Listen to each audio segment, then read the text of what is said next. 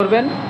জামাত ইসলামীর পক্ষ থেকে মত বিনিময় সভায় উপস্থিত ছিলেন আমিরে জামাত স্বয়ং নিজে, তার সঙ্গে ছিলেন বাংলাদেশ জামাত ইসলামীর নায়েবে আমির সাবেক এমপি ডাক্তার সৈয়দ আবদুল্লাহ মোহাম্মদ তাহের, আরও উপস্থিত ছিলেন সাবেক এমপি আনমর শামসুল ইসলাম, উপস্থিত ছিলেন সেক্রেটারি জেনারেল সাবেক এমপি অধ্যাপক মিয়া গোলাম পরোয়ার, সহকারী সেক্রেটারি জেনারেল মাওলানা আব্দুল হালিম, আমি প্রচার সম্পাদক হিসেবে ছিলাম, আর ছিলেন নির্বাহী পরিষদ সদস্য জনাব মোহাম্মদ আব্দুর রব।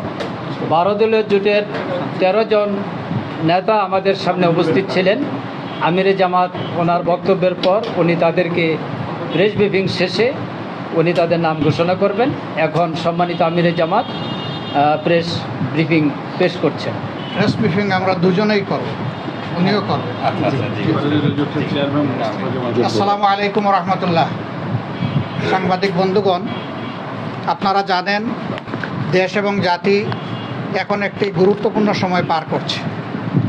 দীর্ঘ 15.5 বছর জাতির ঘাড়ে চেপে বসা একটি স্বৈর শাসনের অবসান হয়েছে আল্লাহ তাআলার অশেষ মেহেরবানিতে গত 5ই আগস্ট।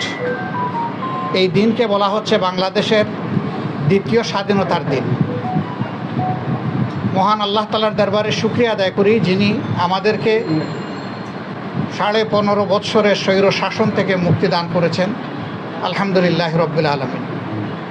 সমস্ত কৃতিত্ব সেই আল্লাহ রাব্বুল আলামিনের, যিনি এই বিপদ থেকে আমাদেরকে মুক্তি দিলেন।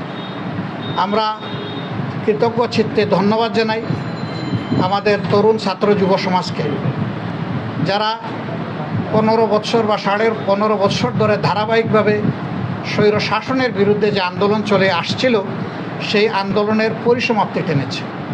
এবং এই পরিসমাপ্তি টানাটা কোনো সুখের বিষয় ছিল না। হাজার প্রাণের বিনিময়ে আমরা এই দ্বিতীয় স্বাধীনতা পেয়েছি। অনেক মা তার বুকের সন্তান হারিয়েছেন, বাবা তার সন্তান হারিয়েছেন, অনেক বোন তারা বিধবা হয়েছেন, অনেক ছোট ছোট বাচ্চারা তারা এতিম হয়েছে। এর পাশাপাশি হাজার হাজার এই স্বাধীনতা যুদ্ধ যারা করেছেন, যোদ্ধারা আহত হয়েছেন এবং অনেকে ইতিমধ্যে পঙ্গুত্ব বরণ করেছেন। আপনারা দেখেছেন শুধুমাত্র জাতীয় চক্ষু বিজ্ঞান ইনস্টিটিউটে 332 জন মানুষ অস্ত্রোপচারের, চোখে অপারেশনের চিকিৎসা নিয়েছে, আর হাজার মানুষকে তারা আউটডোর সার্ভিস দিয়েছে। সারা দেশের চিত্র আরও ভয়াবহ। এরকম বিপুল ত্যাগ এবং কুরবানির মাধ্যমে যে পরিবর্তন এসেছে, আমরা আল্লাহ তাআলার দরবারে দোয়া করি এটা যেন স্থায়িত্ব লাভ করে। এবং যারাই এই পরিবর্তনে বিভিন্নভাবে অবদান রেখেছেন, আমরা তাদের প্রতি কৃতজ্ঞতা এবং ধন্যবাদ জ্ঞাপন করছি। আমরা আজকে এখানে 12 দলীয় জোটের সম্মানিত নেতৃবৃন্দের সাথে আমরা বসেছিলাম। আমরা দেশ এবং জাতির বর্তমান অবস্থাটা পর্যালোচনায় নিয়েছি।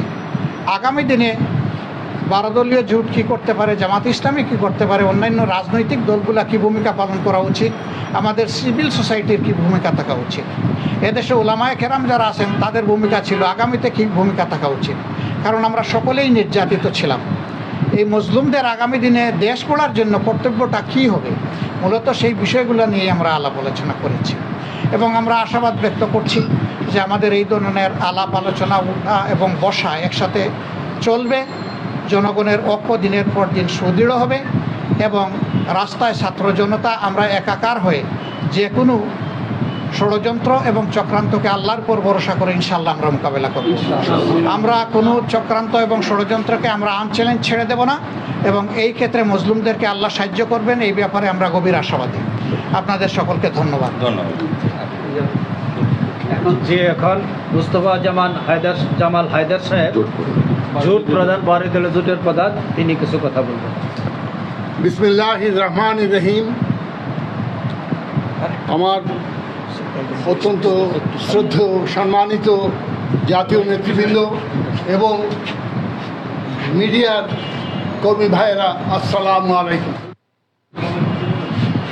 জাতীয় জীবনের অত্যন্ত এক যুগ সন্ধিক্ষণে আজ আমরা বাংলাদেশ জামাত ইসলামের আহ্বানে সাড়া দিয়ে তাদের দপ্তরে এসে তাদের সাথে মত বিনিময় করেছি এবং এই মুহূর্তে বিরাজমান যে সংকট, জাতীয় জীবনে যে সংকটের একটি ধাপ কেবলমাত্র আমরা অতিক্রম করেছি, কিন্তু এখনও বাকি রয়ে গেছে আরও অনেক সমস্যা এবং সংকট। সেই সংকট মোকাবিলা করার জন্য আগামী দিনে একসাথে পথ চলার জন্য আমরা কীভাবে অগ্রসর হতে পারি সেই বিষয়ে আমরা দীর্ঘক্ষণ ব্যাপী আলাপ আলোচনা করেছি। সমস্ত প্রশ্নে এক্ষুনি এই মুহূর্তে কোনো চূড়ান্ত সিদ্ধান্তে হয়তো আমরা অবতীর্ণ হতে পারিনি, কিন্তু তবুও আমরা হৃদয়ের অত্যন্ত কাছাকাছি পৌঁছেছি যে আজকে দেশ এবং জাতিকে এই বিরাজমান সংকট থেকে মুক্তিদান করার জন্য আরও দীর্ঘ পথ আমাদেরকে একসাথে লড়াই করে যেতে হবে। বন্ধুগণ, আপনারা জানেন যে দীর্ঘ 1.5 দশকের একটি স্বৈরশাসকের পতন হয়েছে বৈষম্য বিরোধী ছাত্র আন্দোলন এবং দেশের ব্যাপক জনগণের আন্দোলনের মধ্য দিয়ে, কিন্তু ষড়যন্ত্র এখনো অব্যাহত রয়েছে। আপনারা নিশ্চয়ই আরও লক্ষ্য করেছেন যে পার্শ্ববর্তী বিভিন্ন এলাকা থেকে, বিভিন্ন মহল থেকে উস্কানি দেওয়া হচ্ছে এই আন্দোলনের বিজয়কে নস্যাৎ করে দেওয়ার জন্য, জনগণের গণতান্ত্রিক সংগ্রামকে সাম্প্রদায়িকতার বিষবাষ্পে দিকে ঠেলে দেওয়ার জন্য মিথ্যা প্রচার, মিথ্যা কথা সমানে বলে দেওয়া হচ্ছে। তার বিরুদ্ধে দেশবাসীকে, জনগণকে সচেতন হওয়া এবং ঐক্যবদ্ধ হওয়ার জন্য আমরা আহ্বান জানিয়েছি।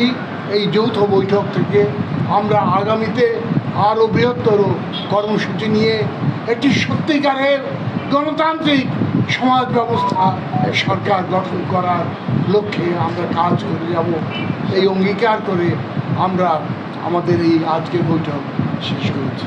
আপনাদের আমার একটা প্রশ্ন ছিল, সেটি হলো যেটি বললেন যে পার্শ্ববর্তী এলাকা থেকে ষড়যন্ত্র করা এবং প্রচার করা হয়েছে, এটি বলতে কি পার্শ্ববর্তী দেশকে বোঝানো হলো কিনা? এক্স্যাক্টলি তাই। হ্যাঁ, তাই একটু ক্লিয়ার করে বলুন বিস্তারিত। আমরা দেখেছি আমাদের পার্শ্ববর্তী দেশ ভারতের একটি মহল থেকে প্রচার করা হচ্ছে যে সাম্প্রদায়িক দাঙ্গা, সাম্প্রদায়িক হয়রানি এখানে চলছে। আমরা তার তীব্র নিন্দা জ্ঞাপন করি। ধন্যবাদ। সবাইকে ধন্যবাদ। আমাদের প্রেস ব্রিফিং এখানেই শেষ।